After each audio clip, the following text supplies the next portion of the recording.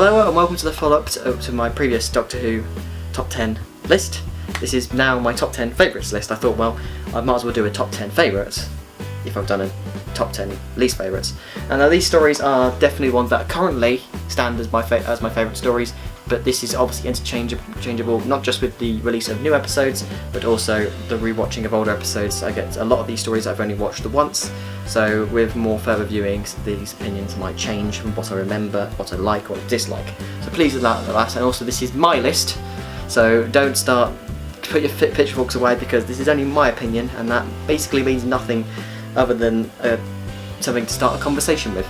Some of these are stories that you'll hear quite a lot in the top 10s, but there are some surprises here. At number 10, it's a very recent episode, one from the last series of Doctor Who, and that is the Empress of Mars, the Ice Warrior story that Mark Gatiss followed up from his Cold War entry, and it did the Ice Warriors better than Cold War. We actually had them on Mars, we had them in mass, and we got to see more of a side to them. We got the new Empress of the Ice Warriors, and we got to see lots of additional bits to the previous story, and of course that cameo that ties it into the Peloton stories at the end was fantastic. I won't say what, because I'm assuming people have seen the episodes that they're watching my top 10s, but if not, I won't say it too much. And yeah, it was definitely the highlight of Series 10, and it was definitely my highlight of last year's episodes, and it was definitely probably one of Mark Gatiss' best scripts, so Empress of Mars. At number 9, we've got The Time Meddler. This one, I don't have all the stories on DVD, so I'm only going to grab the ones I actually have. This story is probably one of the first Hartnell ones I watched, from what I remember, and it was definitely the first time where they took a historical element and put in a new series thing. The first time we saw another member of the Doctor's race, and all these elements worked really well. We got the team of the first Doctor, Stephen and Vicky. Those three, I think, work really well together, and this is the only really complete story we get to see the three of them together. Peter Butterworth as the Meddling Monk was fantastic, a character that did come back once before, but a character that should definitely come back in the new series. I think the Monk would work really well in the new series, so you never know if we get that. And I just like the setting of this story. We got some really good moments of this story, and I think what's not to like about The Time Meddler, it's definitely one of Hartnell's strongest entries. At number 8, we've got The Caves of Androzani. Obvious choice. Peter Davison's final story is considered probably one of the best stories of the classic era. It sends his Doctor out in such a blaze of glory, and I think we got that nice dynamic between Peter Davison's Doctor and Nicola Bryant as Perry. A sort of a duo we didn't see a lot on TV. I mean, Big Finish have expanded the sort of gap between those two, Planet Fire and Caves of Androzani, so there is more to listen to and experience with those two. But yeah, I think it just works really well. Sheriff Jack was a fantastic villain, a very Phantom of the Opera-esque sort of character.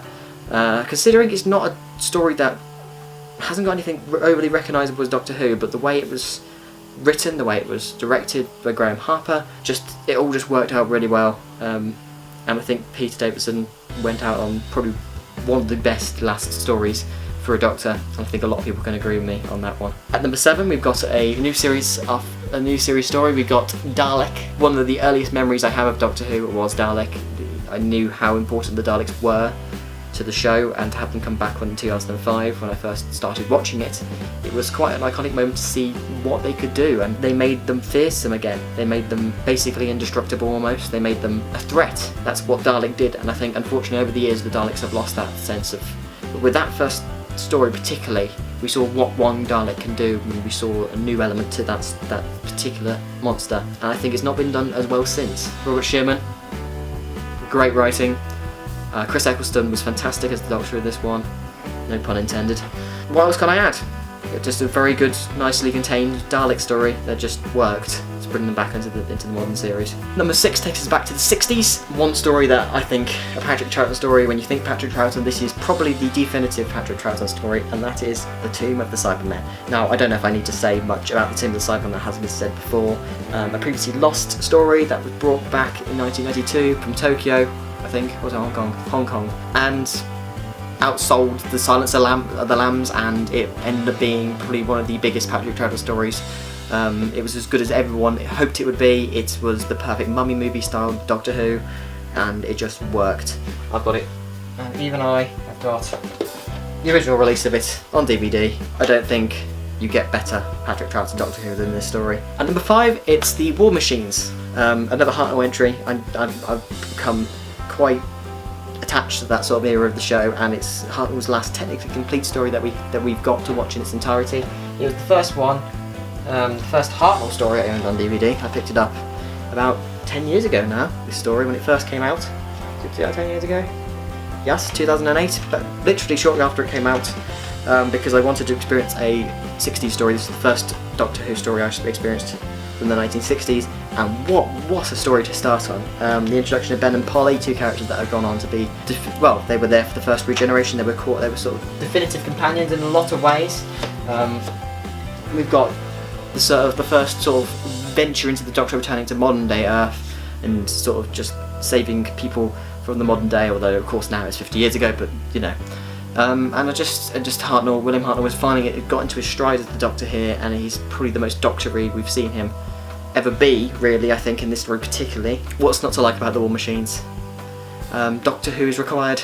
At number 4 we've got City of Death, another one that people have gone, yep, that's definitely one that we want to put on our top 10 lists. I think the first sort of abroad filming, we had the whole Mona Lisa painting sort of like conspiracy thing. The character of Duggan was probably one of the best supporting characters of the classic era. We had Tom Baker and Lalla Ward were both fantastic, and it was just a lot of fun as a story. It's definitely probably one of the most fun, fun stories of the classic era, and it was just a blast, I think, as a story. I mean, even with when you come to looking at Scaraf the Jaggeroff, I mean, the prosthetics on that, I think, things that let it down a bit, but I mean, everything else was just top. I think it just gets completely washed away by anything like that. What hasn't been said about City of Death? It's just fantastic. At number 3 we've got the penultimate story from the classic era, The Curse of Fenric. Sylvester McCoy is my favourite Doctor, and The Curse of Fenric is my favourite Sylvester McCoy story. So dark as a story, there's so many dark elements to it. Sylvester is absolutely on his stride. The character of Ace really finds her feet here just before we see, you know, the whole bit of her going back to her hometown and survival. And yeah, it's just there's so many good things about this story. It's really got that gothic feel to it. It was probably the only classic story I watched that made me really creeped out, which, you know, for a new series, the new series has done it a few times, but yeah, I think it just works. The setting, the mood, and the way it's written, and yeah, Curse of Fenric, definitely one of my favourites. Number 2 might be a real surprise to you. I think I have mentioned it on the channel before, so it might not be entirely a surprise if you've watched it in my previous videos, but we've got Voyage of the Damned, the 2007 Christmas special, one story that people wouldn't think would be on a top 10 list of Doctor Who stories. I just found it so charming as a story. It brings perhaps more nostalgia factor for me because it was a Christmas I spent with my family. A lot of my grandparents live quite far away, so it was something that where the whole family sort of came together. Probably one of the last times that's happened in recent years, and I have such fond memories of watching that with them. Perhaps that's why I put it so high on the list. As a story itself, it works really nicely. David Tennant is fantastic. We've got some amazing characters in there. Kylie Minogue works really well as Astrid, and the whole tragedy of her character dying at the end. And Mr. Copper. I know Clive Swift, I heard, is not one of the best. Has been quite hostile towards Doctor Who fans in here and there. I don't quite know the stories, but the character Mr. Copper was a wee one that I really sort of connected with, and I was so glad his character survived that story. It just felt very heartwarming, and it had a big tribute to Verity Lambert at the end, which, you know, made me feel. I just thought it was quite a nice Christmas special. It's definitely my favourite Christmas special, and there's a lot of sentimentality attached to it, so maybe that's why it's so high on my list. And before I get to my number 1, I'm going to read out some honourable mentions. I put them on my phone because I've forgotten. I'm sure I'll forget one. I'll get annoyed with myself for not actually mentioning it. But here we go. So, the 50th anniversary special, The Day of the Doctor. Fantastic anniversary special. Blink, for obvious reasons. It was so good, so eerie. First stories made me feel scared. The Reign of Terror. A fantastic classic Hartnell story, and just works as a pure historical. Human Nature, Family of Blood, that's kind of a given. That one is just so great. The Ancient Child and the Doctor Dances, I think that goes without saying, so eerie and just a fantastic concept, and, you know, the introduction of Captain Jack. Cold War, the return of the Ice Warriors for the first time in the new series, and just that sort of nostalgia, that claustrophobic feeling of the Ice Warrior in the submarine just works really well. and The Five Doctors, the first classic story I think I remember watching, or first one I've ever got as a DVD, or there's a lot of first for The Five Doctors and it just worked as an anniversary. So those are my honourable mentions. Now for number 1. Now this is also another story that people would think, how is that your number 1? People would never put, a lot of people I don't think would ever put this story as their top 1, but I will, and that is Mummy on the Orient Express. Peter Capaldi, quite a lot of, in my previous video there were 4 Peter Capaldi stories on it, and I think it's quite, and I sort of said when I say my praises for Peter Capaldi as a Doctor, he was fantastic, and it just felt right that one of his stories was one of my favourites. It just worked really well. The Mummy was creepy. It had such a great, I was always a huge fan of ancient Egypt, so that sort of setting, even though it wasn't sort of set in the actual 1920s, it had that 1920s feel, and yeah, it just worked really well. I didn't need to say any more. We never really got that sort of resolution with Gus, but Frank Skinner was fantastic as Perkins, and yeah, it was just fab. I've watched it a few times. It's one of the few new series ones I rewatched quite a few times, which does say quite a lot about it. Sorry, it's been quite a bit of a mouthful. I've been talking for probably too long. I'll have to edit this down to something that's probably a bit more manageable.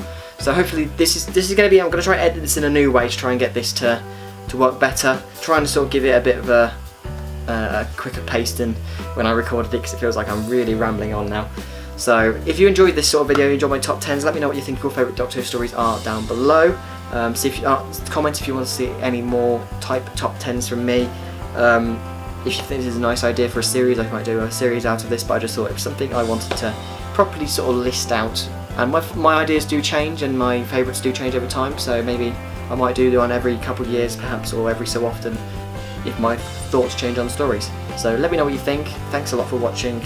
Don't forget to do all the subscribing and rubbish nonsense if you want to do it, or if not, just thanks for watching, and I'll see you in the next one. Bye!